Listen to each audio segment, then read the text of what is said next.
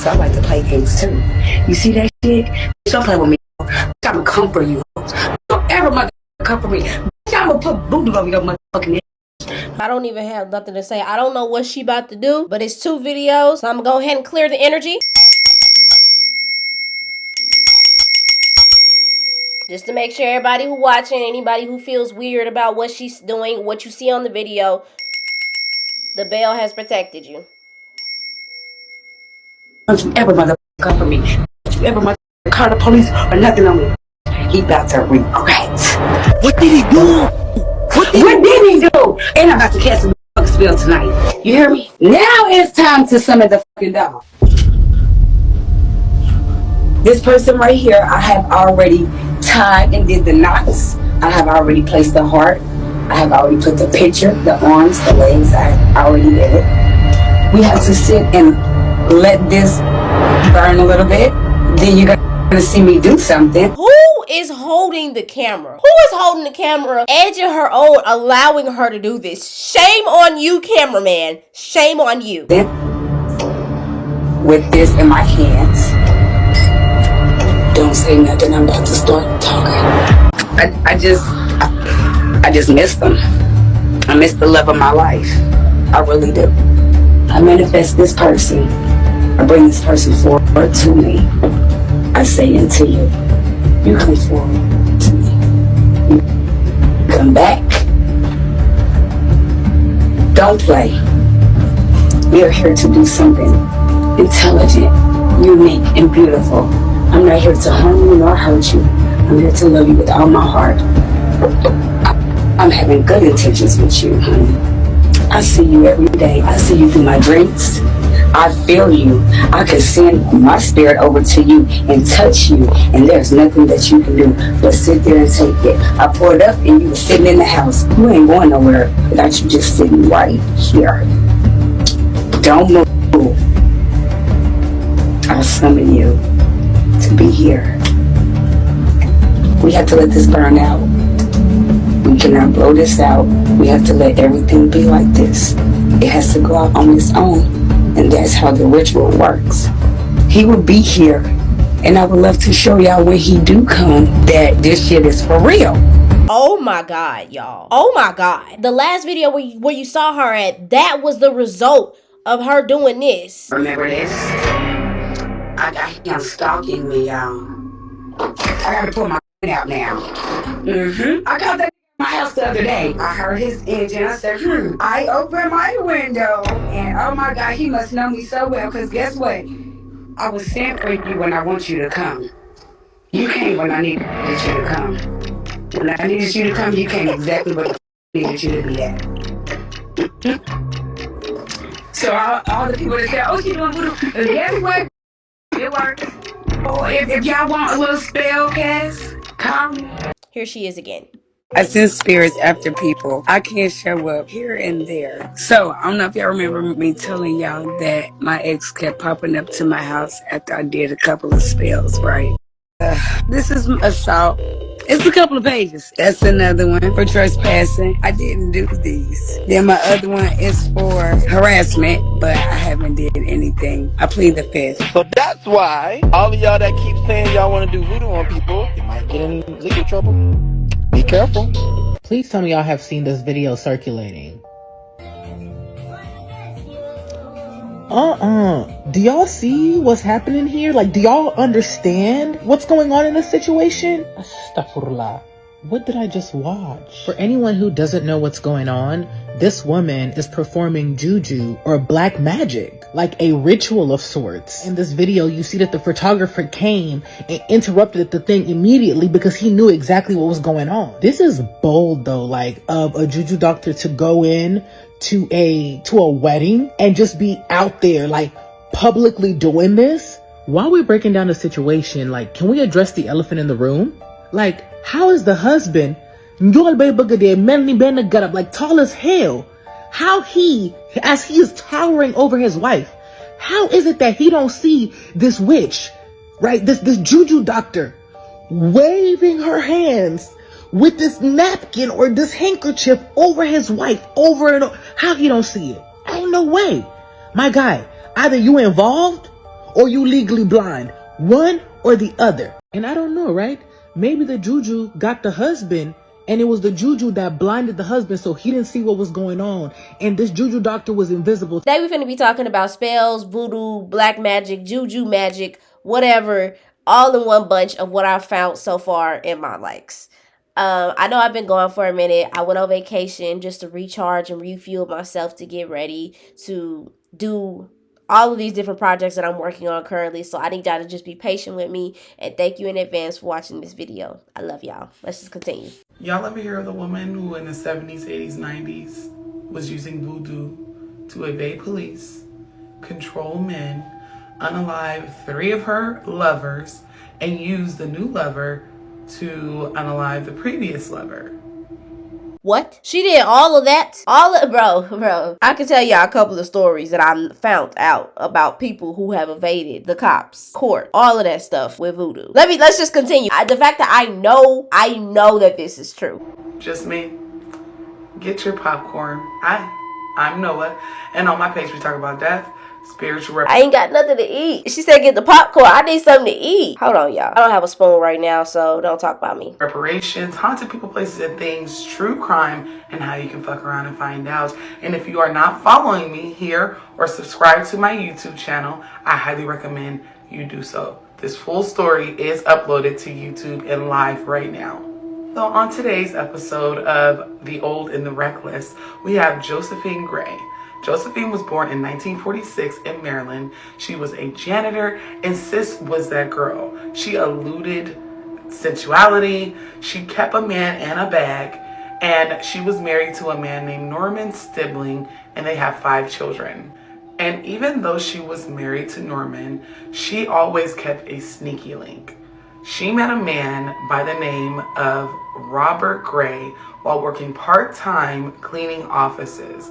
She did work for Montgomery County Public School District as a janitor, but she decided to pick up like a little side income and ended up finding her new man. Problem is that Josephine was married and Robert was married.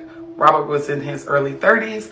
He was a doting father to 6 children and a wonderful husband to a woman named Frances, who would later say that things just wasn't right with Robert once he met Josephine. Even weirder, whenever Robert was away from Josephine, he went back to his old self. When he had spent time away from this woman, his personality came back. Whereas when he was underneath her left titty, he would be acting weird, distant, and just very, very odd. Josephine is still married to Norman, but they are going through it, honey.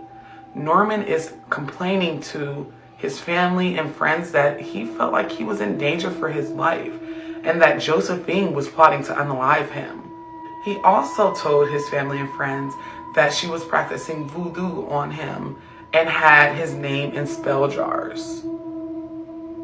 He alienated himself from his family, from his friends, but what was most daunting and confusing is that he totally abandoned his children. His wife Frances even commented that Josephine had him under a spell and literally was putting items in his food to keep him under control. Now, of course, this sounds crazy. Bro, don't that sound like some of y'all out in the world? Don't that sound like some of y'all family members? Don't it sound like it? I know I ain't crazy. This is some tea. This is some real tea. The wife, she's the mistress, but little known fact at the time was that Josephine was actually a voodoo practitioner. There are other situations that happened with Norman that kind of explain better why he thought this, but y'all are gonna have to go to YouTube. But let's just say at the end, Norman was so out of his mind. At the end of his life, he was scratching his face to shreds to the point of bleeding. He had lost his mind and he was super paranoid. And one night, Norman's worst fears, his children and family's worst fears, were brought to fruition when they found him on the side of a road with a pew-pew wound to the side of his head.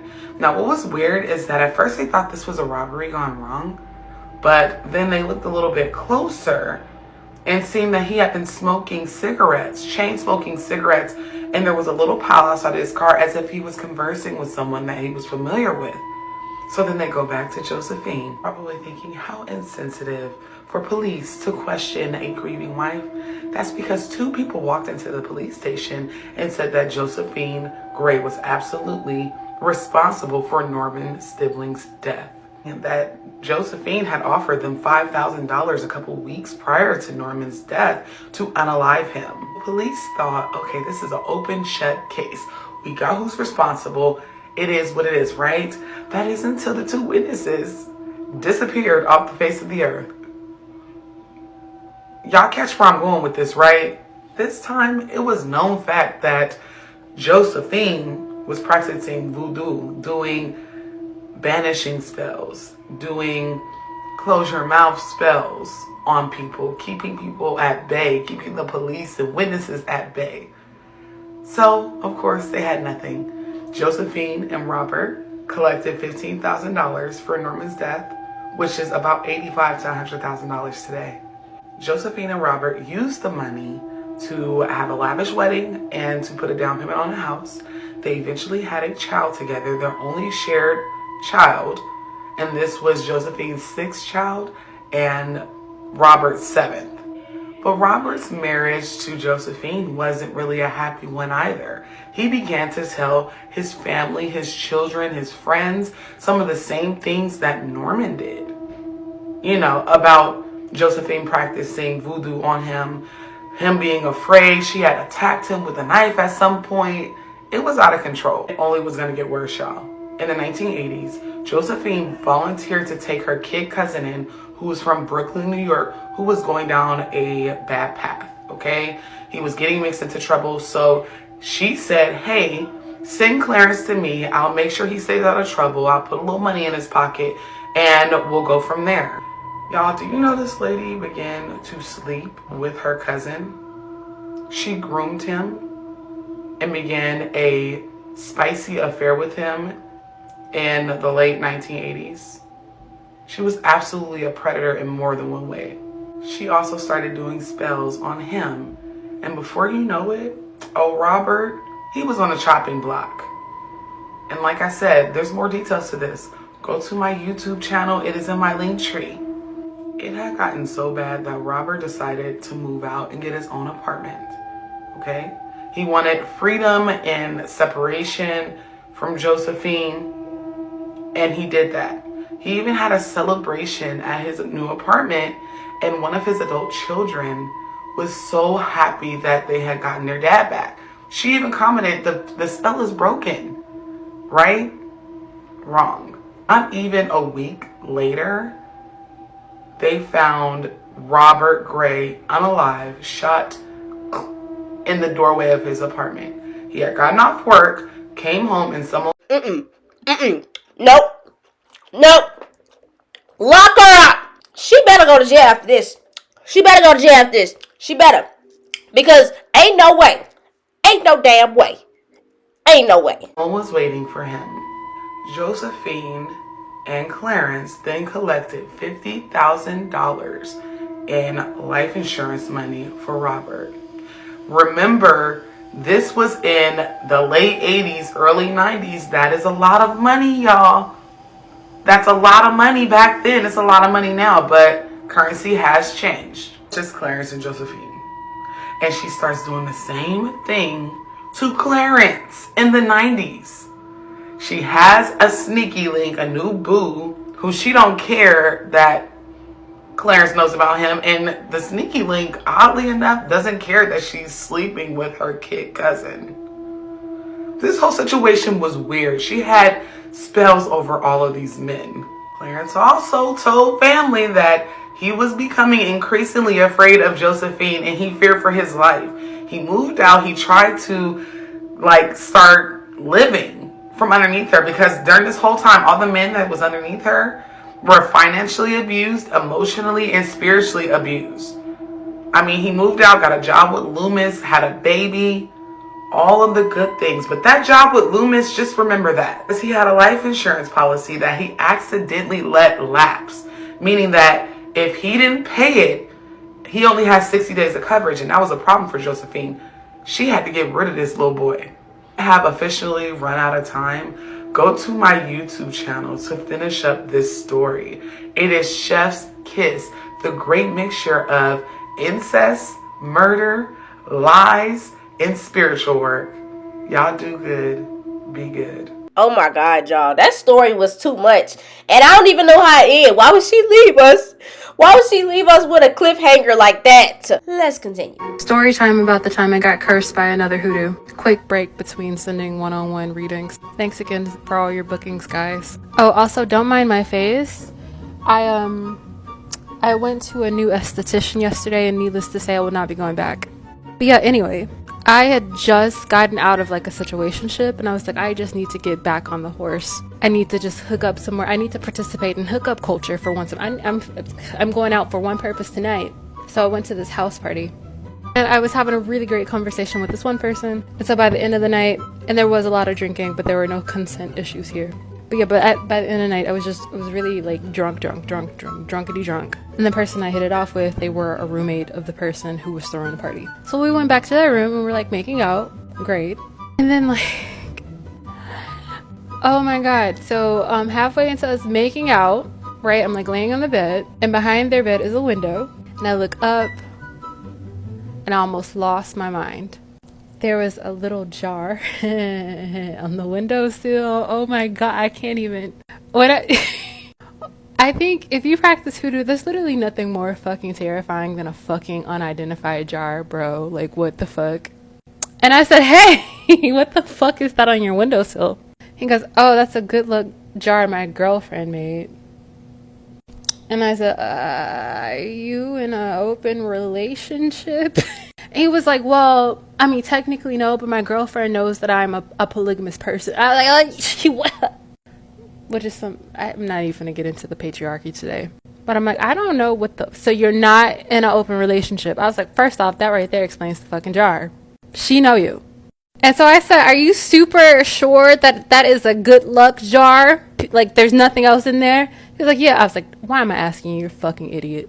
And I said, hey, do you know what hoodoo is? And he was like, yeah, my girlfriend practices hoodoo. I was like, period. Okay, great. Confirm all terror and doubt. I was like, all right, look here. It's like 4 a.m. and I am shit-faced and I cannot drive home and it's scary outside. So I'm gonna sleep here. But like, I'm just gonna sleep here. And even that I had doubts about. I was like, low-key, this is already fucking too late. This is for anything that touches his fucking bed. It doesn't matter what has occurred. And I was right. Because when I tell you that for 14 fucking days straight afterwards, no matter how many washes I fucking did, or maybe the washes helped and that's why it was only 14 days, but I had the worst night terrors that any person can, like, imagine. Like, that shit was horrible. Like, I stayed up 2 days straight just to avoid that shit.